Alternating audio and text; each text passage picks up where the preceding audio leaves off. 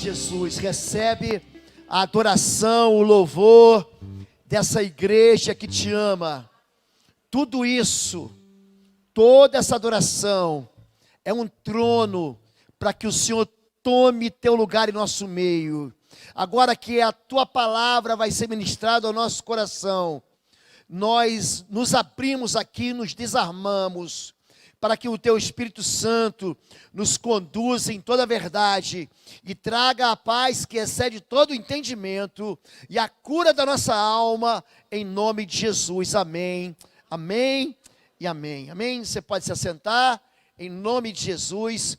Sejam todos vocês bem-vindos à Igreja Batista de Curitiba, Igreja Batista de Bom Retiro em Curitiba. Você que nos acompanha pela internet, eu quero motivar você a nos seguir. Existem dois canais no YouTube, o canal Oswaldo Lobo, que é o meu canal, e o canal IBBR. No YouTube você pode se inscrever, aperta o sininho, que você vai receber as mensagens, que são todas elas ministradas nas quartas-feiras, aqui, quarta-feira às 20 horas, e também nos domingos às 10 da manhã e às 19 horas. Nossa igreja fica situada na Avenida Desembargador Augusto Simas, 1772, em Curitiba. E também você pode nos seguir pelas redes sociais, se você digitar IBBR Curitiba no Instagram, você nos acha, ali você vai ter todo o nosso planejamento de agendas. Para o ano que vem, ano de 2020, você vai receber então a agenda. Teremos no mês de abril o Seminário Intensivo Intercessão em Chamas, num final de semana. Teremos o Sangue nos Umbrais, no mês de junho. Nós vamos ter o Estágio de Guerra Espiritual, em agosto. E teremos a Policlínica da Alma também, em novembro. Então, essas datas vão ser divulgadas aqui, especialmente pelos nossos canais do YouTube e o canal do Instagram. Então, segue a gente, se inscreve, que você não pode ficar de fora, amém?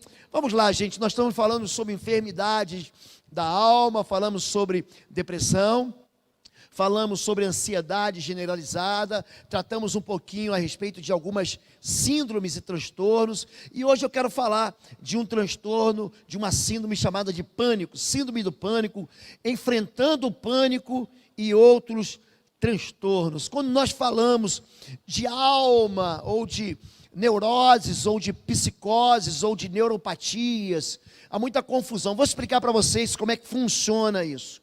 Quando nós falamos a diferença entre psiquiatria, psicologia ou psicanálise.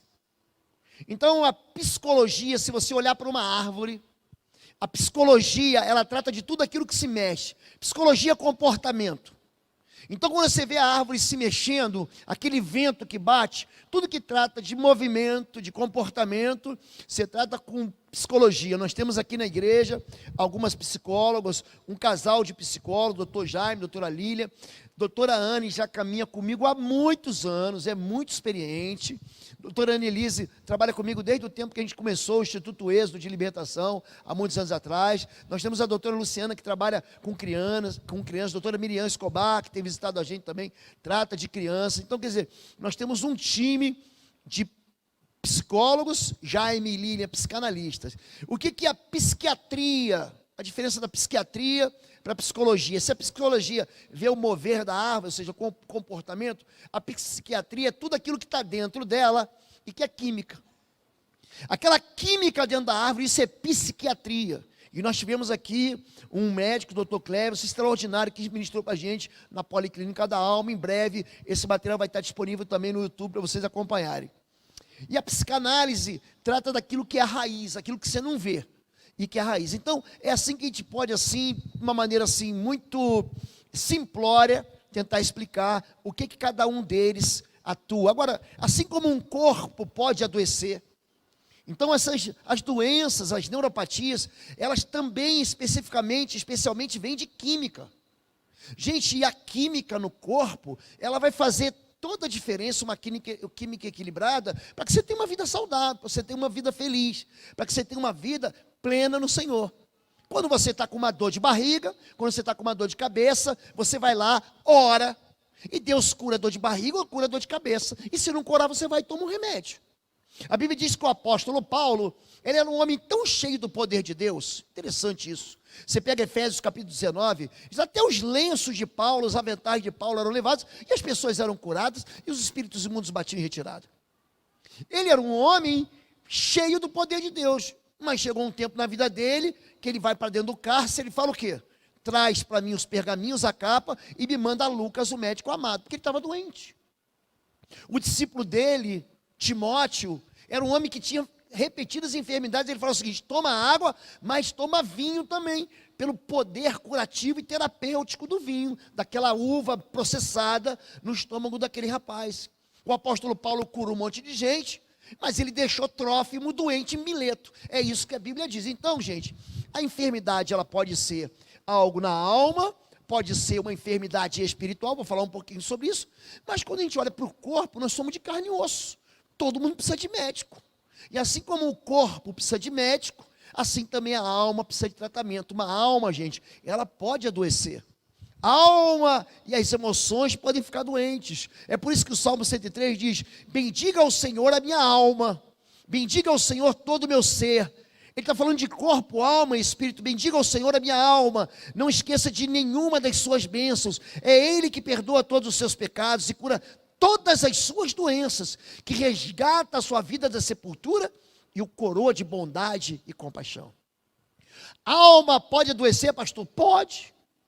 Nós vamos ver aqui, pelo menos eu colecionei, eu separei aqui, pelo menos 7 casos, de 7 homens de Deus, de profetas, de gente. Não é possível, esse homem aqui não, ele não sofreu com enfermidade da alma, ele não sofreu com depressão, ele não sofreu com transtorno borderline, ele não sofreu com bipolaridade. Sofreu, está na Bíblia.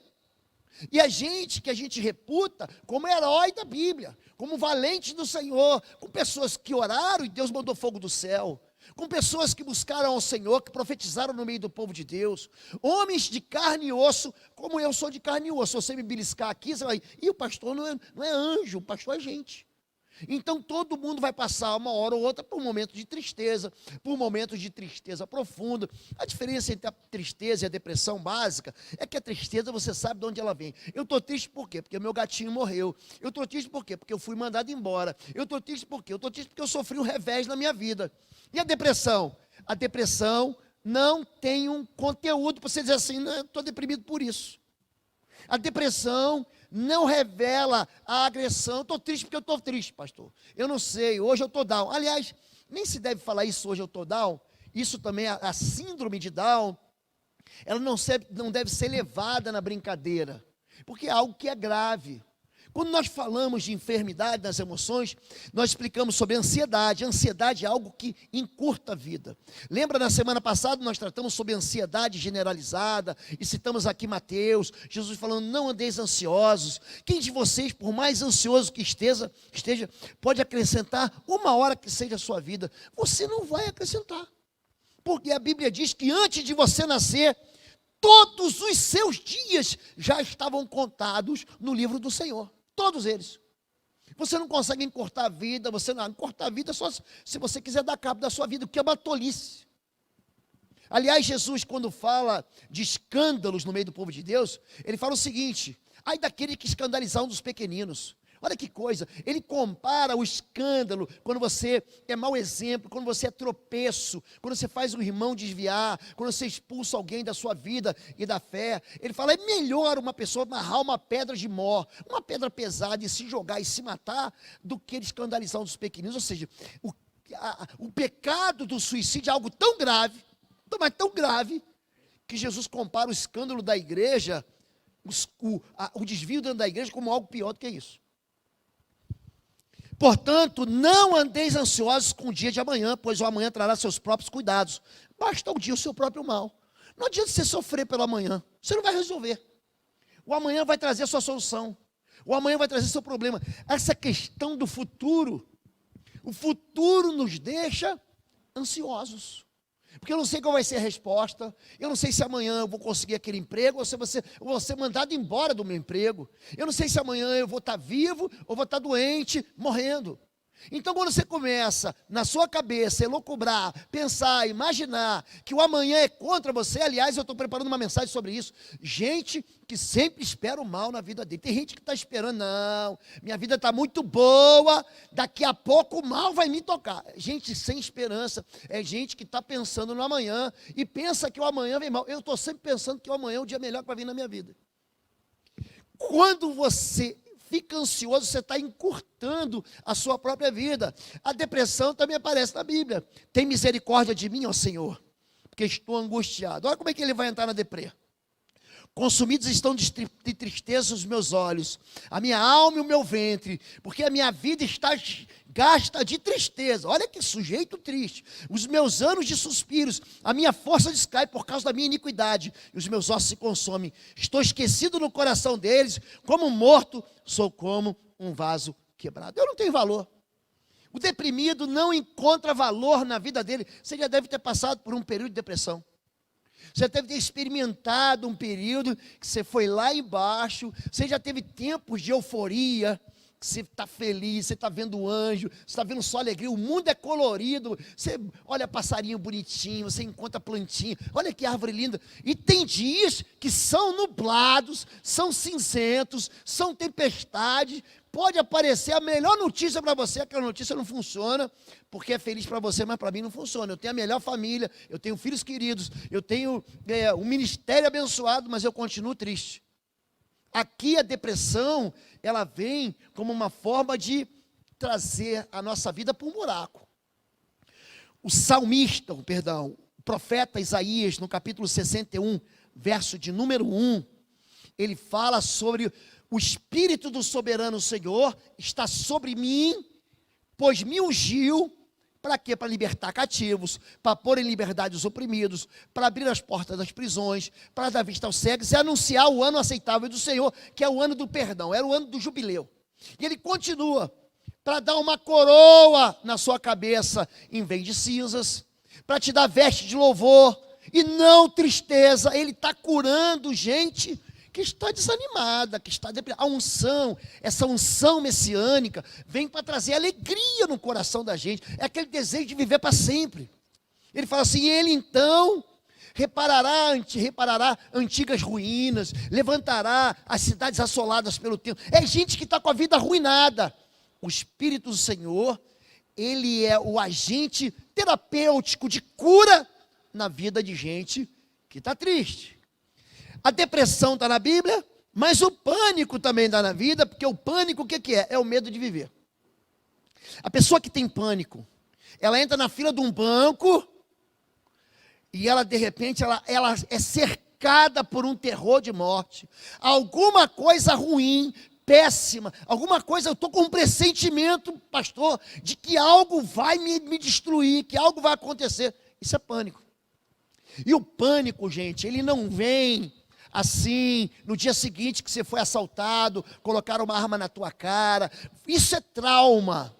O pânico, ele não vem no dia seguinte, daquele dia que você foi castigado, você foi ameaçado, você foi aterrorizado, não. O pânico, ele vai aparecer depois. Ele vai aparecer quando você está de férias. Ele vai aparecer quando você está tranquilo. Gente, uma pessoa que está sofrendo da síndrome do pânico, gente, é um quadro muito triste. Eu aconselho você, como ser humano, que você procure seu psicólogo, sua psicóloga, seu psiquiatra. É necessário tratamento. Pessoas que são preparadas. Normalmente nós pastores somos treinados, sabe para quê? Para ensinar a Bíblia, para pregar direito, teologia sistemática, para não errar na hermenêutica, na homilética, na exegese. Aí quando você vem, gente, eu comecei a trabalhar com o rebanho há 25 anos. Eu me lembro do primeiro dia que eu fiz um gabinete. Gente, eu falei assim, pastor, eu quero fazer um gabinete. Não, então entra aí, fica aí, faz. Eu estava de férias e fiz 15 dias de gabinete. Gente, você fica no gabinete, ninguém vem te trazer uma boa notícia. Ninguém fala assim, pastor, sabe aquela oração que você fez? Fui curada, Deus moeu o inimigo na minha vida, eu passei por cima dos meus adversários. Ninguém, todo mundo só vem trazer problema. Ninguém te chama para o churrasco. E quando te chama para o churrasco é pegadinha. Pastor, vem comer uma pizza na minha casa. Aí você vai lá, não, pastor, aproveita aqui, ora pela vovó, ora pelo cachorrinho, você é pegadinha. Então, você está naquela sensação, eu viajo de vez em quando, estou no aeroporto, estou no restaurante com a pastora Fabíola. Outro dia eu peguei e falei, quanto é a noite nossa? Ela falou assim, desliga o celular. Ela tomou o celular de mim, porque meu celular não para. Toda hora vem uma mensagem, tem aqueles irmãos que querem gravar, gente, você sabe. Mensagem gravada é no máximo 1 minuto. A pessoa grava 13, 15, 26, 40 minutos. E passa para você aquilo, e você vai olhando, e ela quer contar que no princípio Deus criou os céus e a terra, aí ela nasceu, então quer dizer, você não consegue ter o quê? Um alívio para a tua alma. E tudo que chega, a gente que encontra o dia, uma pessoa, eu atrasado para pegar uma conexão entre um voo e outro, você é o pastor Lobo? Eu falei, sou. Só tem 1 minutinho, eu falei, não tem. Não, pastor, é só 1 minutinho, não tenho. Eu vou perder a conexão. Ela ficou brava comigo. Ele não me deu atenção, eu falei, se eu não cuidar de mim, quem vai cuidar de mim? Se eu perder o meu voo, quem vai me fazer a conexão? Não, eu quero ir para minha casa. Então a gente vai acumulando tristeza sobre tristeza, sofrimento sobre sofrimento, dor sobre dor, desesperança sobre desesperança. Muita gente, você vê que a pessoa está sofrendo porque ela escolheu sofrer, ela tomou decisões tolas. Eu fui fazer o meu primeiro atendimento, e passei aquela segunda, terça, quarta, quinta, sexta. Aí no sábado, tinha um café da manhã com os professores da escola bíblica. Gente, meu coração estava tão esmagado. Foi tanta tristeza. O pastor deu a visão geral da escola bíblica. Quando terminou, eu falei assim, pastor, só tem só 1 minuto. Posso falar com o senhor em particular no gabinete? Ele falou, pode. Gente, eu abracei meu pastor, chorei, eu não quero, não sirvo para ir. Porque você não tem resposta para as dores. Eu chorei, pastor, você está em pecado? Eu falei, não, eu não estou em pecado. Porque as dores são as mais diversas. Até que você aprende a lidar com as dores. Até você aprende a ser sensível ao Espírito. Até que as pessoas começam a confiar em você, porque você tem uma palavra temperada, com a palavra de Deus, com doçura, com esperança. Você chora com os que choram. A doutora Anne me ensinou a não levar os problemas para casa. Você isso tem que ficar lá. Isso não é problema seu. Você vai para sua casa aqui, você é o Osvaldo, lá você é o pastor. Porque senão você vai adoecer a tua alma. O pânico, uma pessoa em pânico está vivendo, você tem medo de viver. O meu coração está dolorido dentro de mim, terrores de morte caíram sobre mim, temor e tremor vieram sobre mim, e o horror me cobriu. Você está entendendo? Ele está falando que está recebendo uma camada de cobertor de morte, de cobertor de medo, de cobertor de... É como se você tivesse sufocado, ele está sufocado. O meu coração está dolorido, ele está sentindo dor dentro dele, terrores da morte caíram em mim, tremor e temor vieram sobre mim, o horror me cobriu. Ele não sabe por que ele tem medo, mas ele tem medo. Ele tem medo, isso é o pânico, é o medo de ter medo. E a gente vai encontrar Deus preocupado, aquele Deus que é o criador do cérebro, que é o criador do coração, que é o criador daquilo que a gente chama de emoção. Ele está preocupado, amado, oro para que você tenha boa saúde. E tudo lhe corra bem, assim como vai bem a sua alma. A alma dele está boa.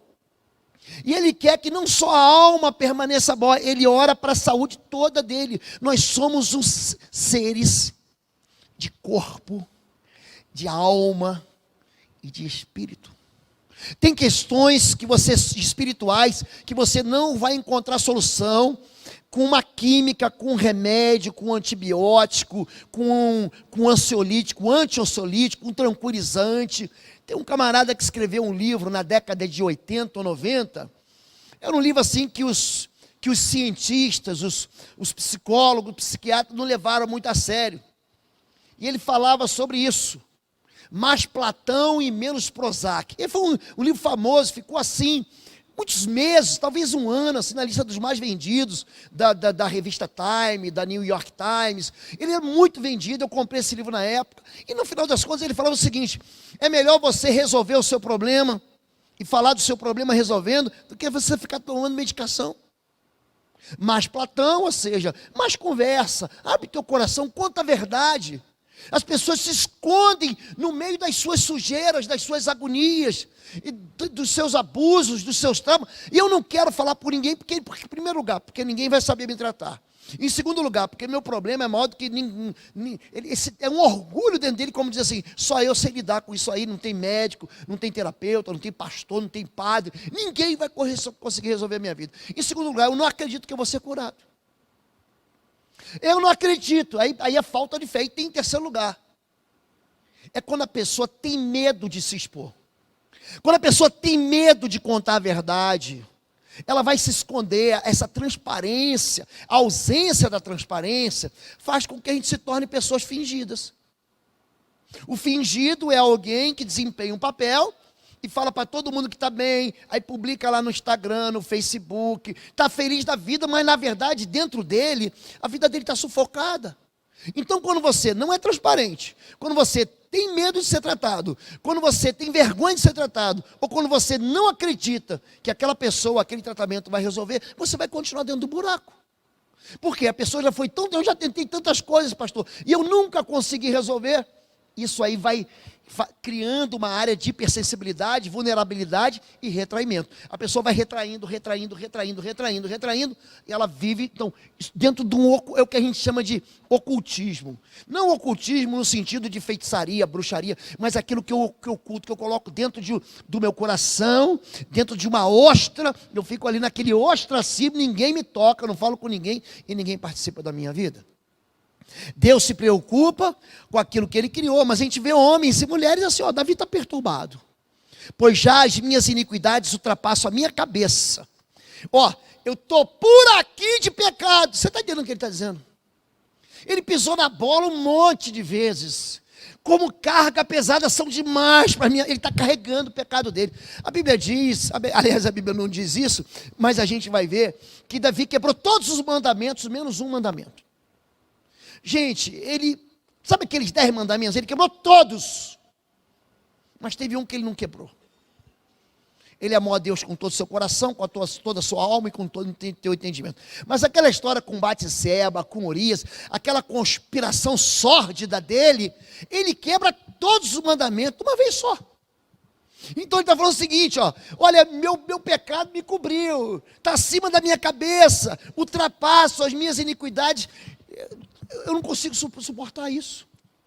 E ele aqui faz uma canção, o Salmo 38, o Salmo 32 e o Salmo 51, são salmos em que ele confessa o pecado dele. No Salmo 51 ele fala, somente contra ti pequei, em iniquidade foi gerada a minha mãe, fui gerado no ventre da minha mãe. No Salmo 32 ele fala, enquanto eu escondi o meu pecado, a culpa pesou sobre mim, meus ossos secaram. Porque está batido a minha alma, e porque te perturbas dentro de mim. Ele está perturbado ou não está, gente? A alma dele, eu estou falando do homem segundo o coração de Deus, um homem que eu e você não temos legitimidade para amarrar o sapato dele. Está pensando que Davi era um rei, ele pecou, ele adulterou, ele matou gente. Pensa um homem que agradou o coração de Deus. Foi esse homem aqui. E ele aqui, ele se mostra sem nenhuma máscara. Espere em Deus, pois ainda o louvarei, o qual é a salvação da minha face, o meu Deus. Ele está falando que ele está perturbado. Não é só isso não, Davi está desesperado. Então disse Davi a Natã, pequei contra o Senhor. E disse Natã a Davi, também o Senhor perdoou o teu pecado. Ele confessa que pecou, e Natã, o profeta, diz, você perdoou, mas tem um detalhe, hein? Todavia... E disse Natã, também o Senhor o perdoou o pecado, não morrerás, todavia, porquanto este feito, ou seja, o fato de você tomar a mulher do meu servo Urias. Ei, você acha que Deus leva na brincadeira o adultério? Olha para mim aqui. Você acha que adultério, Deus olha assim... e fala assim, eu não vou ver o que meu filho está fazendo, trocando nudes, eu não vou ver o que meu filho está fazendo, visitando páginas ilícitas de sexualidade pornográfica. Você acha que Deus leva isso na brincadeira? Eu vou falar para você uma coisa. Quando Deus fala sobre isso, Ele fala o seguinte, que os olhos são a janela da alma. Quando os teus olhos, eles são iluminados, todo o teu corpo está em luz, você está saudável. Mas quando a luz que há em teus olhos são trevas, quão grandes trevas são.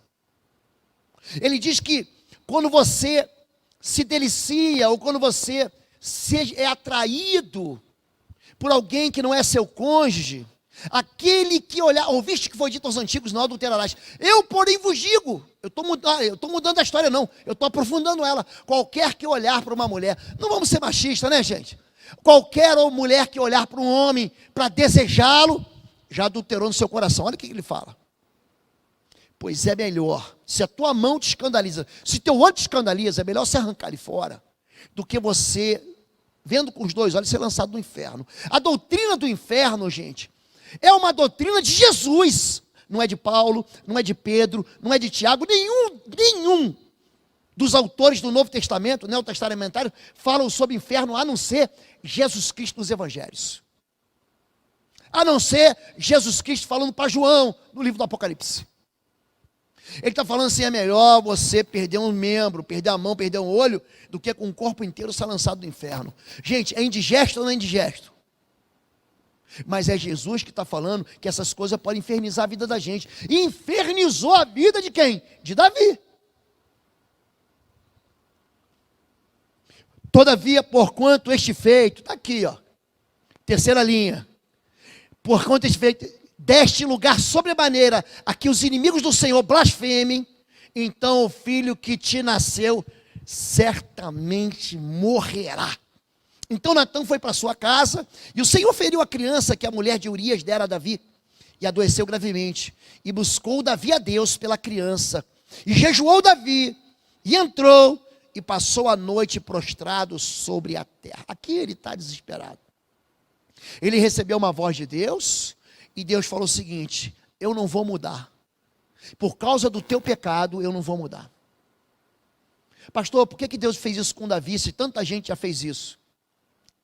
A pessoa quando é líder do povo, quando é pai de família, quando é ministro do evangelho, gente, tem um peso aqui, muito é dado, muito é cobrado. Muito é cobrado. Aqui, eu creio que Deus colocou essa história na Bíblia, para dizer o seguinte, nem pessoas que são íntimas, próximas e que ouvem a minha voz, que eu falo face a face, vão se livrar da consequência do pecado, porque perdão ele recebe. Davi está perdoado. Sabe o que o profeta fala para Davi? O que você fez escondido, os teus filhos vão fazer à luz do meio-dia. Pastor, eu não sei porque que meu filho está assim. Eu sei porque a Bíblia diz, porque aquilo que você faz escondido, os filhos fazem à luz do meio-dia. Porque no mundo espiritual não dá para você esconder. O mundo espiritual conhece, você carrega a tua fama, pronto. Davi está desesperado, Elias, olha só, olha o quadro de Elias, feliz e vitorioso. Ao meio-dia, Elias começou a zombar deles. Elias aqui é o seguinte, ele está num campeonato. Ele contra os profetas de Baal, e bota profeta de Baal, que eram centenas. Ele tem mais alto, dizia, já que ele é um Deus, quem sabe está meditando, ou ocupado, ou viajando, ou talvez está dormindo e precisa ser despertado. Elias está fazendo bullying, ele está tão por cima da carne seca, Elias está tão convicto, ele está tão cheio de Deus, ele está vendo Deus, ele está escutando Deus, ele está tão na presença de Deus, o Senhor é tão com ele, que ele está zombando daqueles feiticeiros de Baal e as feiticeiras de Azerá. Aí ele ora, responde-me ao Senhor, responde-me para que este povo saiba que tu, ó Senhor, és Deus e que faz o coração deles voltar para ti. Então, o fogo do Senhor caiu e queimou completamente o holocausto, aleluia, ele sai dali campeão. O poder do Senhor veio sobre Elias. E este, prendendo a capa com o cinto, correu à frente de Acabe por todo o caminho até Jezreel. Pensa um homem cheio de energia. Pensa um homem aleluiado. Esse homem aqui. Sabe o que vai acontecer com ele? Presta atenção, no mesmo dia, hein? Só que não demorou uma semana nem um mês, não. No mesmo dia, Elias teve medo e fugiu. Isso aqui é o border, ou borderline, esse transtorno da personalidade borderline, tem uma diferença entre borderline e a pessoa que é bipolar. Eu já vou mostrar. Elias teve medo e fugiu para salvar a vida. Em Berseba de Judá, ele deixou o seu servo e entrou no deserto. Eu vou ficar sozinho. Olha como é que a solidão vai trabalhando. Ele deixou o amigo dele, o servo dele, o pastor que estava com ele, que amava ele, que caminhava com ele, o discípulo dele, falou assim, se separa. Ele vai para o deserto, pior do que isso, ele caminha um dia do deserto. Uma caminhada mochilada, eu lembro disso. Dá para fazer 36 quilômetros mochilado, carregado com fuzil, com baioneta, com pistola, com material de sapa, com material para acampamento, carregando peso. Você caminha 36 quilômetros. Gente, esse homem deve ter caminhado a pé uns 50, 60 quilômetros. Ele foi para longe. A pessoa que está ferida foge. Foge de igreja, foge de pastor, foge de tratamento, foge de terapia, foge de Deus. Chegou a um pé de zimbro, sentou-se debaixo dele, orou, pedindo a morte. Já tive o bastante, Senhor, tira a minha vida, não sou melhor do que os meus antepassados. Ou seja, ao meio-dia, ele estava lá zombando, fazendo bullying, vitorioso, correndo na frente. 6 da tarde, quero morrer. O border ou borderline, essa palavra borderline eu vou traduzir limítrofe. A pessoa, ela tem uma variação de humor que é muito rápida dentro do mesmo dia. Ele acorda te beijando, o teu marido te acorda te dando abraço, te beijando, te chamando de maravilhosa. No café da manhã ele está te xingando, está reclamando, está batendo. Borderline. O borderline, as emoções dele é só emoção, não tem razão nenhuma. Você já teve, todo mundo aqui já experimentou um período borderline. Sabia disso? Você já foi borderline. Quando você estava apaixonado pelo seu grande amor.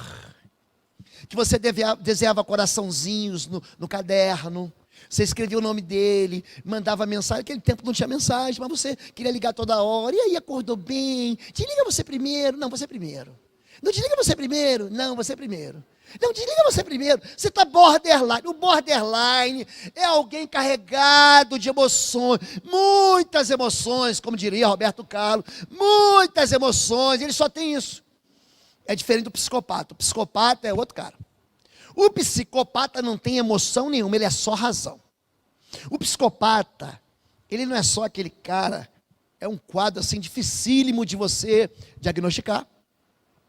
É um papel para os entendidos, né? Para os psicólogos, para os terapeutas, para os psicanalistas, para os psiquiatras. Esse camarada aqui, ele é psicopata. Qual é a característica número 1 do psicopata? A última palavra é dele. Pronto. Sabe aquele sujeito no teu grupo de WhatsApp? Que ele não perde guerra, não perde luta. O time dele caiu para a 2ª divisão. Mas ele está dizendo que o time dele é vitorioso, ele constrói narrativas, ele tem lógica. Gente, o psicopata, eu vou até o fim, mas você tem que concordar que eu sou melhor, que eu tenho razão. Isso é um psicopata. Não é nem a maneira como ele fala, mas é a maneira como ele age. Tem a história de um pastor que foi na casa de uma família, e está o pai e a mãe conversando com o pastor, e o garoto atazanando, pulando no sofá, gritando, subindo pela persiana, pela cortina. O pai, senta. Aí daqui a pouco o pai foi lá e deu um beliscão nele e falou, senta! Aí o menino sentou e falou assim, eu estou sentado no corpo, mas em espírito eu estou em pé. Esse homem, o psicopata, a mulher psicopata, ela tem a última palavra, é diferente do borderline. O borderline, ele faz tudo para te agradar. Ele detesta direito, mas como você é advogado, ele vai fazer direito para te agradar. Ele vai fazer teologia para dizer, olha como é que eu te amo. Tem um filme interessante, muito velho, os mais jovens depois procuram no Netflix aí, no Watch, procura, nessas Amazon, chama-se Noiva em Fuga, que é com Richard Gere e aquela feiosa da linda mulher, como é que é o nome dela? Julia Roberts. Então ela tinha deixado 4 pessoas, ela foi para o altar 4 vezes, por isso se chama Noiva em Fuga, e ela foge dos noivos, na hora de casar ela se manda. Aí Richard Gere vai lá, vem cá irmã, você está solteira, o Richard Gere vai casar com você, você vai fugir? Como diria um bom carioca, é ruim, hein? Mas ela foge. E que com cada um dos namorados dela, com os noivos dela, ela dizia que gostava de ovo de um jeito. Eu gosto de ovo pochê, eu gosto de ovo mole, eu gosto de ovo mexido, eu gosto de ovo cozido. O borderline não sabe do que ele gosta daquilo que você gosta. E o que está acontecendo aqui? Elias, ele está saindo de um quadro de alegria, e na mesma hora ele está indo para um quadro de quê? De tristeza. Ele orou pedindo a morte, já tive o bastante, Senhor, tira a minha vida, eu não sou melhor do que os meus antepassados. Qual a diferença então, para definir aqui, transtorno borderline, de personalidade borderline, e a bipolaridade? A bipolaridade, ela demora, você está um tempo, um período feliz, e de repente você vai caindo, e você tem um grande tempo infeliz. A variação não é no mesmo dia, não é na mesma hora, não é no mesmo minuto. Essa variação, ela demora um pouco mais. Vamos ver outro exemplo aqui. Jonas, ele fica decepcionado, mas Jonas ficou profundamente, diga profundamente, decepcionado, descontente com isso, enfureceu-se. Ele orou ao Senhor, presta atenção. Deus mostrou misericórdia para alguém que não merecia misericórdia, mais ou menos como você, está aí com o seu carro, que você não consegue trocar, ele já está batendo biela, está com os pneus careca, seu carro está assim, está todo quebrado, e você serve ao Senhor, você está na igreja, você jejua, você ora, você é fiel a Deus, e você não consegue trocar, e teu vizinho que é ímpio, de maré de si, aquele bêbado, aquele louco, aquele traidor, aquele miserável, e ele passa e compra um carro do ano, zerinho, e ele buzina na tua cara assim, porque não basta vencer, tem que tripudiar, ele tripudia em cima de você, e você serve a Deus, e ele não serve a Deus, mas ele vence, e você perde. Pior do que isso, foi Deus que deu para ele, porque o nosso Deus, ele fala, quando fala sede perfeitos, como é perfeito o vosso Pai que está no céu, que faz descer bênçãos sobre justos e injustos, o injusto também é abençoado. Agora olha que coisa interessante, ele orou ao Senhor, por quê? Porque Deus mostrou misericórdia ao povo de Nínive. Senhor, não foi isso que eu disse quando eu estava em casa? Ou seja, ele estava combinando com Deus, bora destruir esse povo de Nínive, eles não te servem. E ele fica zangado porque Deus recolhe o juízo e escuta o povo arrependido, aquele povo de Nínive se arrepende, jejua, as crianças jejuam, os animais jejuam, e Deus fala assim, então eu mudei a direção que eu ia dar de juízo, e eu vou ter misericórdia. Agora, Senhor, eu estou fazendo bem sim, tira a minha vida, eu imploro, porque para mim é melhor morrer do que viver. O Senhor lhe respondeu, você tem alguma razão para essa fúria? Mas Deus disse a Jonas, você tem alguma razão para estar tão furioso por causa de uma planta? Por quê? Ele fica zangado, porque ele senta debaixo de uma planta que nasceu naquele mesmo dia, ele é careca. E aí ele não tem proteção, ele é pouca telha, como diz, né? Ele não tem proteção, e como ele é careca, aquele tempo não tinha sandal, não tinha boné do Flamengo para você se proteger, né? Aquele chapéu de mexicano. Então a careca dele fica ardida, aí ele fala e reclama, fica furioso. Mas Deus disse a Jonas, você tem alguma razão para estar tão furioso por causa da planta? Respondeu ele, sim, tenho, e estou furioso a ponto de querer morrer. Deus disse não para ele. Ele ficou furioso. Muita gente, na decepção da vida, se vira em fúria, ou porque um time perdeu, ou porque o amor da sua vida não quis nada com ele, ou porque ele foi, de alguma maneira, passado para trás. Ele se decepcionou, e quando ele se decepcionou, ele se tornou furioso a ponto de falar o seguinte, a morte é melhor do que a vida que eu estou vivendo. É isso que ele fala. Melhor morrer do que viver. Ele está dizendo, a minha vida hoje está tão ruim, que eu devia estar morto. Olha como é que a alma desse homem está adoecida. Jó, esse homem está devastado, porque ele perde tudo. Vieram os sabeus, levaram os camelos. Veio o fogo do céu, matou os jumentos e as ovelhas.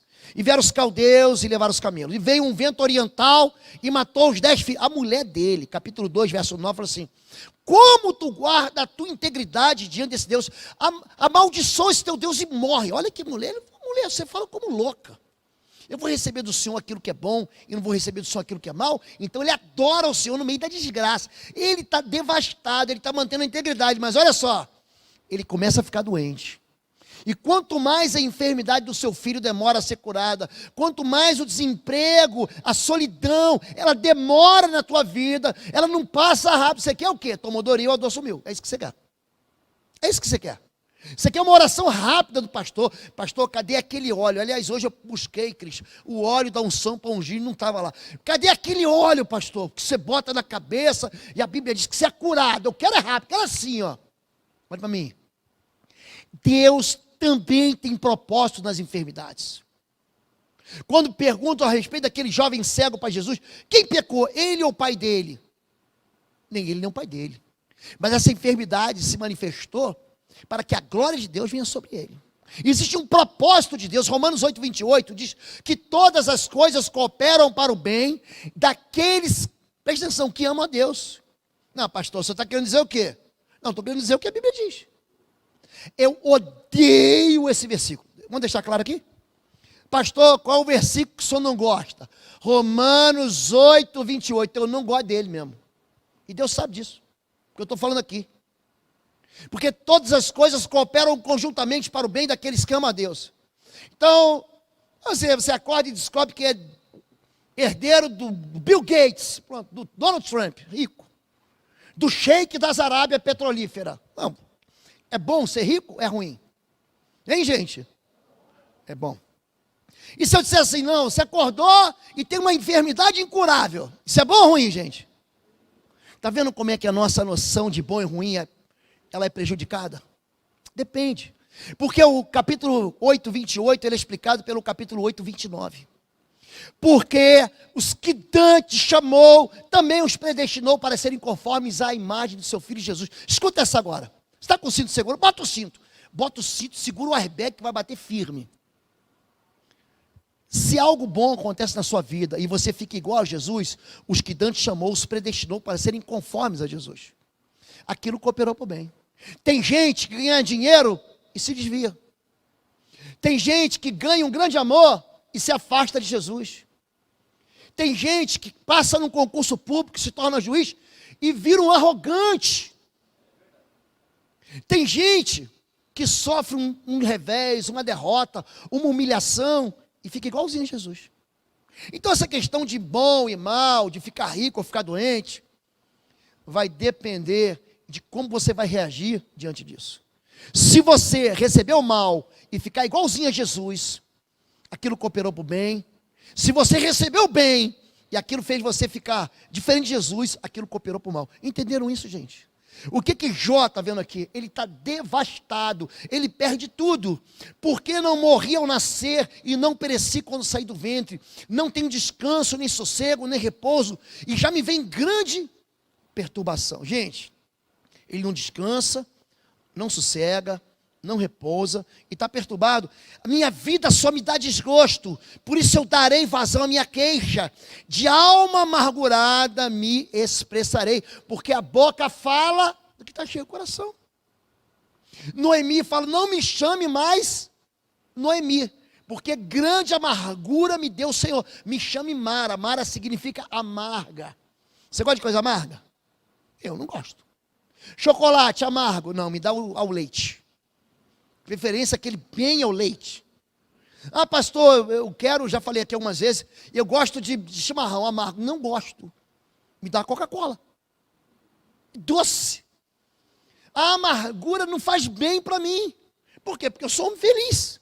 E como eu sou um homem feliz, a amargura não combina comigo. É por isso que eu torço para o time que eu torço, que só me dá delícias e alegrias. Eu só não vou para o Catar. Eu só não vou para o Catar. Aqui meu vice-presidente de testemunho. Meu lugar porque eu não tenho dinheiro. Agora se o irmão quisesse pagar para mim, eu iria. Em segundo lugar, eu não tenho mais férias para tirar.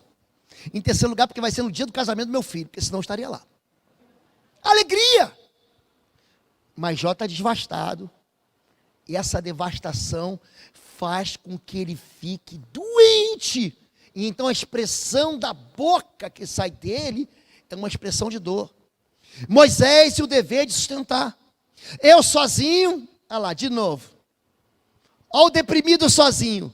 Deprimido gosta de solidão. Então desconfie de filhos, de pessoas. Não, estou bem aqui no meu quarto. A timidez é diferente, hein? Timidez é aquele sujeito que se expressa bem, que fala bem, mas quando ele sobe aqui, ele fala, ai pastor, não sei o que eu vou falar. Ele vai, treina, se prepara, e quando ele pega o microfone, ou quando ele chega na frente da sala de aula com meia dúzia de alunos, ele treme. É diferente. Aquele está sozinho, eu sozinho não posso levar todo esse povo, porque muito pesado é para mim, e se assim fazes comigo, mata-me, peço-te. Se tenho achado graça aos teus olhos, não me deixe ver o meu mal. Ele já está combinando com Deus o seguinte, não vai dar certo. Olha o deprimido aqui. Vai dar errado. Eu sozinho não vou conhecer. Eu não tenho vocação para isso. Eu não tenho chamado para ser mãe. Eu não consigo ser pai. Ele já está a cabeça dele. Já está falando o seguinte, é muito pesado, eu estou sozinho, não tem ninguém para me ajudar. Ele já havia falado antes, me dá alguém. Aí Deus fala assim, então tá bom, eu vou te dar Arão, teu irmão.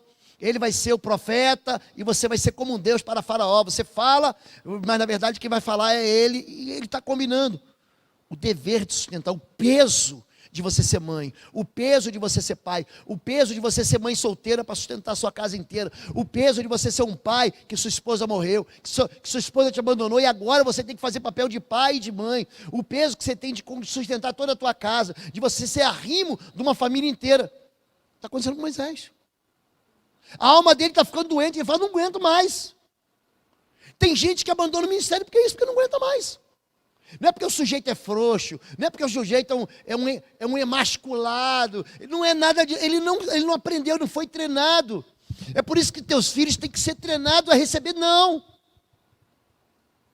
Por quê? Porque a vida vai dizer não para eles. E aí tem filho que ele só tem 18, 19, 20 anos, acorda meio-dia. Não sabe lavar um copo, não arruma a cama dele. Como é que esse homem vai ter estrutura para casar? É por isso que está saindo de casa hoje aos 40 anos. Porque a mamãe não, ele não pode sofrer. Quem não pode sofrer? Como é que o filho não pode sofrer? Ele tem que aprender a se frustrar. Se a gente não aprende a se frustrar, a gente cresce que nem um abobado, que nem um louco.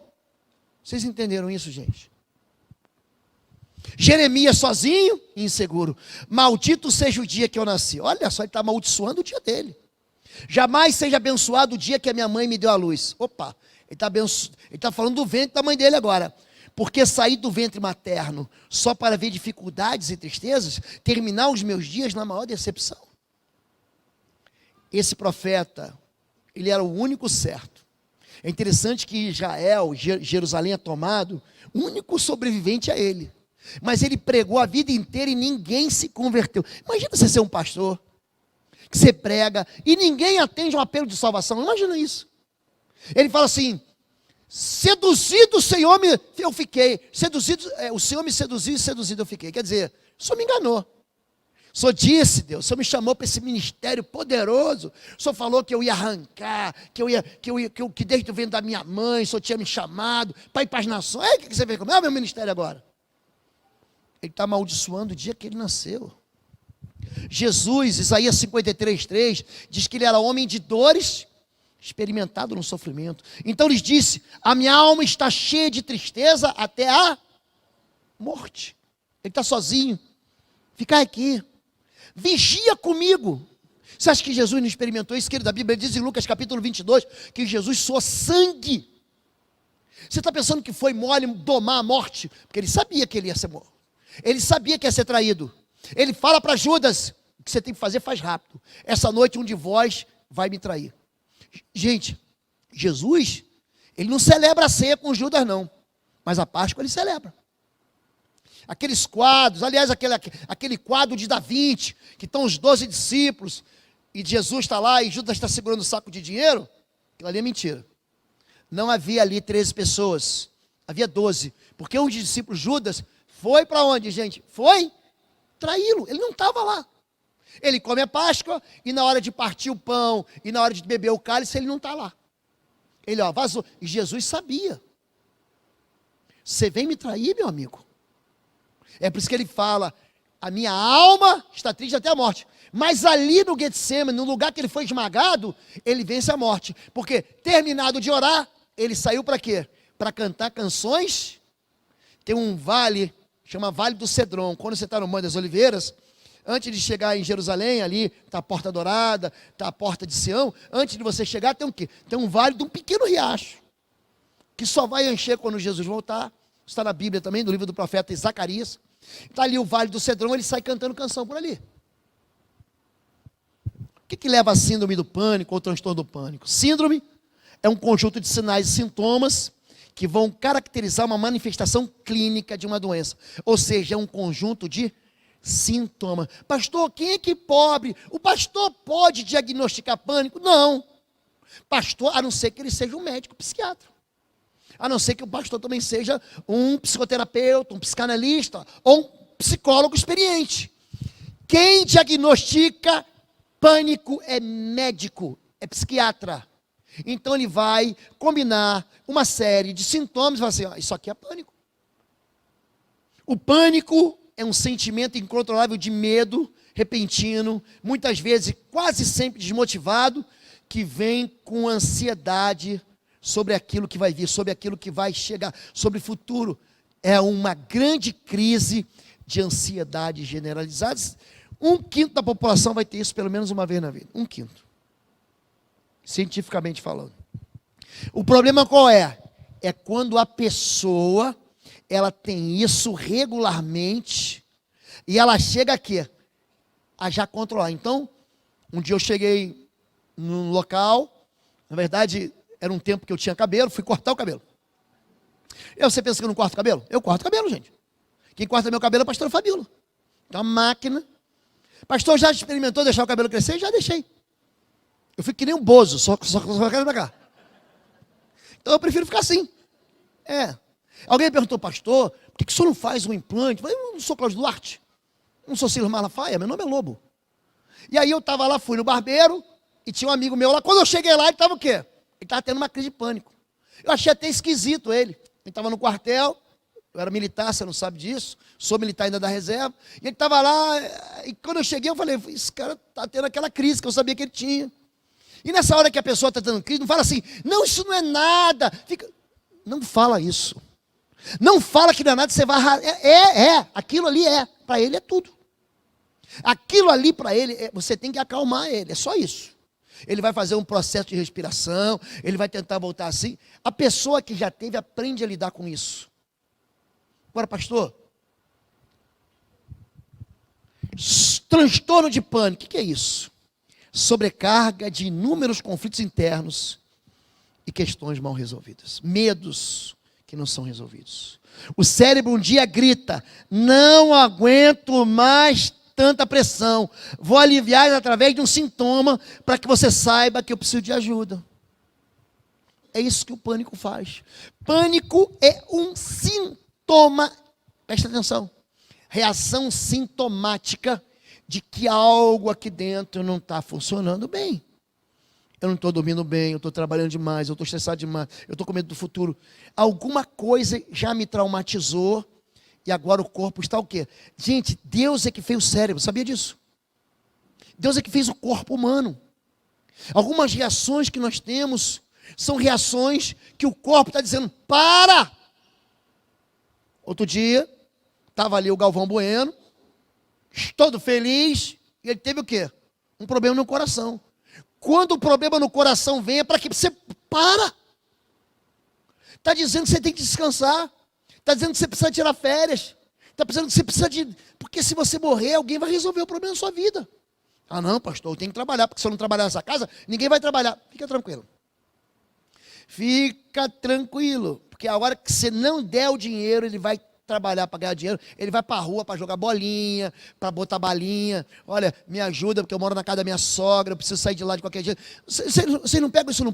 Tem isso, gente. A pessoa se vira. Isso chama-se... É um remédio que eu mesmo gosto de ministrar, chama-se chá de civirol. Já tomou chá de civirol? Te vira, meu chapa. Você vai ficar pesando em cima de mim até quando? Então, se você continuar sofrendo e carregando o sofrimento dos outros, é isso aqui que vai te dar. Uma síndrome universal, haverá sinais no sol, e na lua, e nas estrelas. E na terra, angústia. Olha, as nações vão estar em pânico. Angústia, ela fala que isso aqui são os dias da tribulação. Angústia das nações, em perplexidade pelo bramido do mar e das ondas.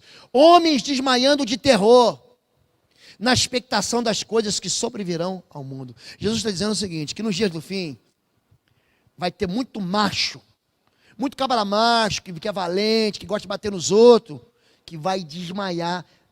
Acho que a Bíblia não escondeu isso, mas poderia falar, se borrarão de medo. Pronto, você entendeu o que eu falei?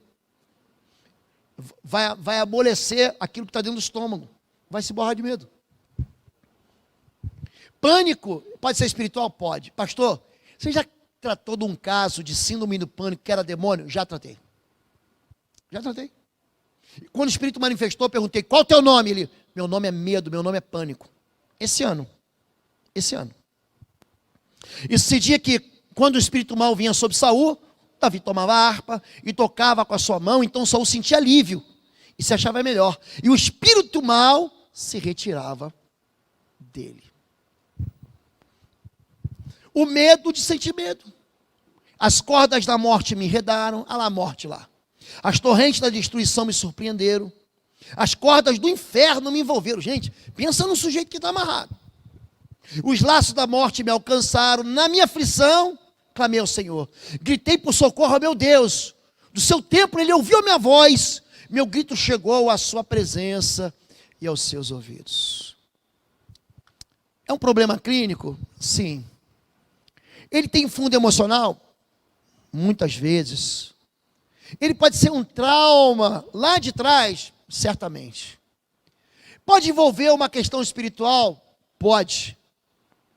Como é que eu me livro disso, pastor? Quando a Bíblia diz, não temais, ó pequeno rebanho, porque agradou ao Pai entregarmos o reino. O fim dos nossos medos estão em Deus. O fim dos nossos medos, eles acabam quando o medo da morte, ele não existe mais. Todos os nossos medos vão ser ativados, animados, enriquecidos pelo medo de morrer. Qualquer um dos medos que você tem. Todos eles vêm com a morte. O homem não tinha medo, até o dia que ele peca. Com o pecado vem a morte, ele escuta o som de passos de Deus no jardim, ele fica com medo de Deus, hein? Ele se esconde, diz, ouvi a voz do Senhor. Eu vi teus passos no jardim e me escondi porque tive medo. Há uma maneira muito simples de você curar a tua alma. Número 1, confie no Senhor. Deus é bom. As coisas ruins acontecem para a gente ou com a gente, porque somos submetidos, somos traumatizados, sofremos abusos na infância, tivemos pais loucos, mães terríveis, abandonos, traições. Tudo isso faz a gente ter uma visão distorcida do nosso Pai que está no céu. Quando você começa a chamar Deus de Pai, e Ele é Pai, não o segundo pai que te abandonou, te traiu, te trocou pela cachaça, te trocou pela droga, te trocou por outra família. Não é esse pai não. É um pai que a Bíblia revela. É um Deus que fala o seguinte: vinde a mim, vocês estão cansados e sobrecarregados, eu vos aliviarei. Meu jugo é suave, meu fardo é leve. Aprenda de mim, eu sou manso e humilde de coração. Essa ideia de que Deus é bravo, gente, não passa pelo crivo do Novo Testamento não, gente. Deus é manso, diga manso. Você já viu um cachorro que tem cara de bravo, mansinho? Eu já vi. Gente, sem cara assim, quando vem o Rottweiler para cima de você. O Rottweiler tem aquela cabeça, né, aquele cabeção, que parece que quando ele abre a boca, ele vai engolir a tua própria cabeça. Pensa num cachorro, gente, que te amedronta, hein? Um pitbull. Aí quando você chega perto dele, ele te lambe todo, ele te abraça. Você fala, ele foge. Mansinho. Diga assim, meu pai é manso. Deus é manso e humilde de coração. Já parou para pensar que Deus é humilde, gente? Um Deus que é todo poderoso e que é humilde. Quando você tem a consciência de que Deus, Ele quer o teu melhor, eu bem sei que planos têm a respeito de vós. Plano de paz e não de mal. O pânico vai embora. Deixa eu orar por vocês. Posso orar? Vamos ficar em pé em nome de Jesus.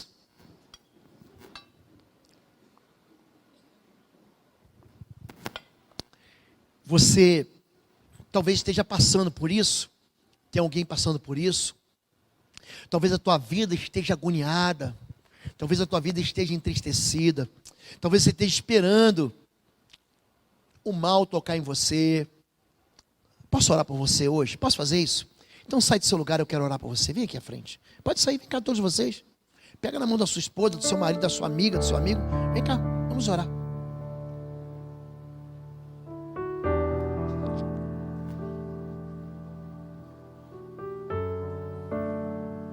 Você que nos acompanha na internet, volta para o Senhor. Eu sei que você foi ferido em alguma igreja, ou em algum relacionamento, e foi machucado. Volta para o Senhor. Não se afasta de Deus. Deixa Deus ser Deus na sua vida. Tem mais igrejas, e o reino de Deus é maior do que aquela igreja ou denominação que você tem. Busca uma outra então. Você vai encontrar um pastor amoroso, uma pessoa cuidadosa, um time de líderes, talvez um líder de célula, um líder de pequeno grupo, que vai cuidar de você. Se nada disso te agradar, não fique na enfermidade, busque a cura. A Bíblia diz no Salmo 103: eu sou o Senhor que curo todas as tuas enfermidades. Eu sou o Senhor que curo. Às vezes você fala assim: foi o remédio, foi a quimioterapia, foi a radioterapia, foi o médico, foi a medicina, foi a ciência. Mas eu digo para você, foi o Senhor que fez isso. Foi o Senhor que fez isso. Amém? Feche seus olhos em nome de Jesus.